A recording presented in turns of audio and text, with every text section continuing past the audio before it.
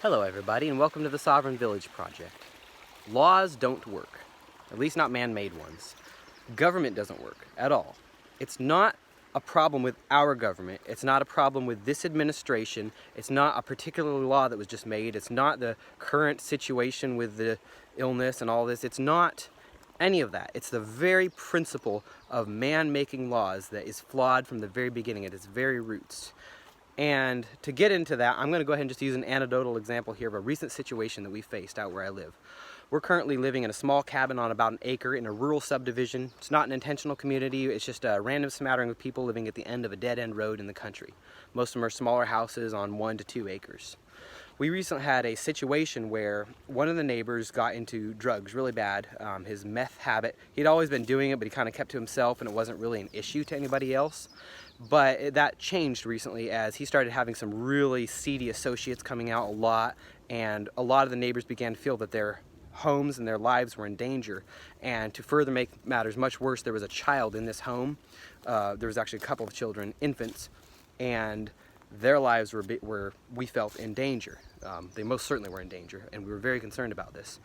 However, the state completely had already failed those children. It had failed us, and it had failed this neighbor because they were well aware of what was going on in this house. He was actually, he was a CI, so he was civilian intelligence. He was a rat, basically.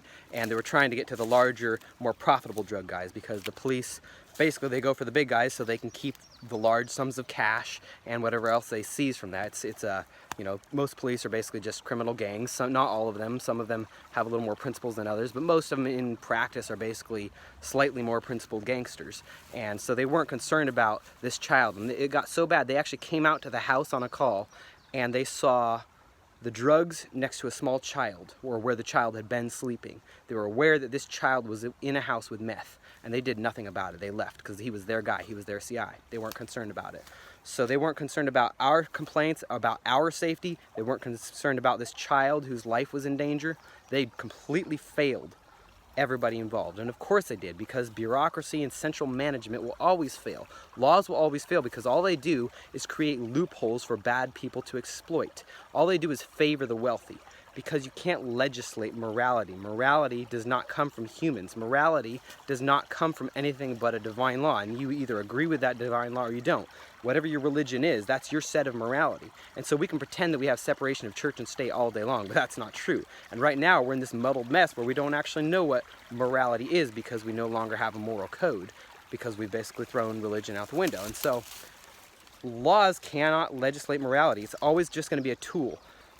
If there's a law, there is a loophole, and that loophole will be exploited against people who are honest or against the lower classes, people in lower income brackets and such, because the rich and powerful, they can afford the lawyers, they can afford the experts in the legal system. So it used to be if you just lived in a small community with no government, you would all just have to come together and figure out what's the best course of action.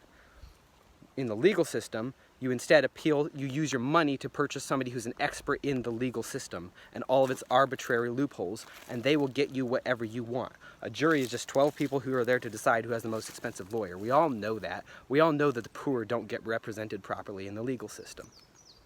So to go back to this story, we were completely failed by the state. This child was failed by the state. It was a horrible situation. It was getting very dangerous. We were all in fear of our lives.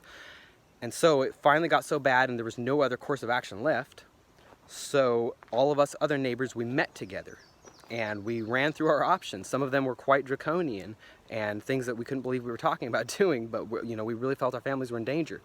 But we decided to that the best path would be to just approach this neighbor and talk to him, man to man. And that's what happened. And I know a lot of people probably won't believe this, but it worked. He changed his behavior. He sent these associates away. That child was placed with their grandmother and put in a much better, much safer situation. And we have not had a problem since. Now, I'm sure that guy still has his drug problems, but he will anyway. That's his own personal issue to deal with. As long as it's not affecting us, it's none of our concern. This it worked, and I say hi to this neighbor every day now, and there's been forgiveness, and it worked, whereas law didn't work. The law had so many chances to succeed, but it couldn't because it's impossible. You can't centrally manage anything. We know it doesn't work in business. We know it doesn't work in nature. I mean, let me show you my garden versus somebody who's nuking it with pesticides and herbicides every day. Let me tell you which one's going to have more life, more resilience, and more nutrition in it. It's mine because it's not centrally managed. I'm letting that garden mostly manage itself as much as possible. So central management doesn't work in business. It doesn't work in gardening. It doesn't work in farming. It doesn't work in anything. It certainly doesn't work in government. It doesn't work in morality at all. And it's time to let go of that myth. Every time you talk about liberty, you inevitably get that guy that's just saying, but you can't trust people. You cannot trust people to just not have laws and police because it would just be chaos. It would just be chaos. It's not chaos. Chaos is what I was experiencing and my neighborhood was experiencing under government. That was chaos. That was our lives were in danger, a child's life was in danger, and it would have ended badly. That's chaos. We restored order to our community without government. And I believe that's the natural course of things. People will naturally, most of the time, make the right decision. Will there be abuses? Absolutely. But generally, when a group of people get together and they don't have any kind of rules or any kind of template for how to behave, guess what they have to do? They have to talk. They have to talk and actually connect with each other.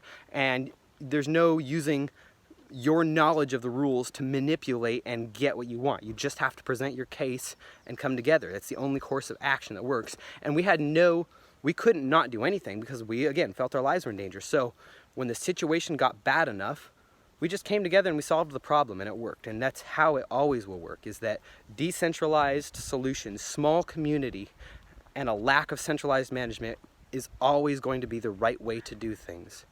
So it's time to let go of this myth that government is a good thing. It's never going to be a good thing. It's not this government that's the problem, it's all government. It's the very concept of government. Biblically speaking, read Samuel. God cautioned against government. I'll look up that verse for the next video or a video down the road. But he specifically said, if you have kings, they're going to enslave you. And that's what's happened. And it's only getting worse. And as you watch income disparity grow and the poor get poorer and the rich get richer, it's because of government. It's not in spite of government. It's not because we need more government. It's because of government. Government is a tool, just like law. Government and laws are bludgeons that are used and wielded by the people who can afford to use them. I can't afford to use the government. I can barely influence them.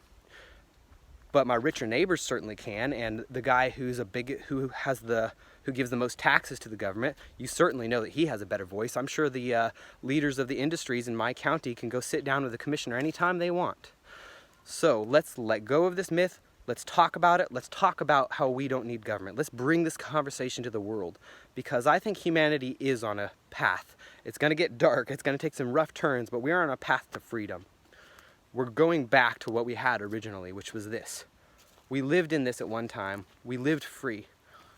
We lived without laws. We lived without oppression. We lived by our own merit and by our trust in nature and our trust in God. So everybody, stay safe, be well, and happy homesteading.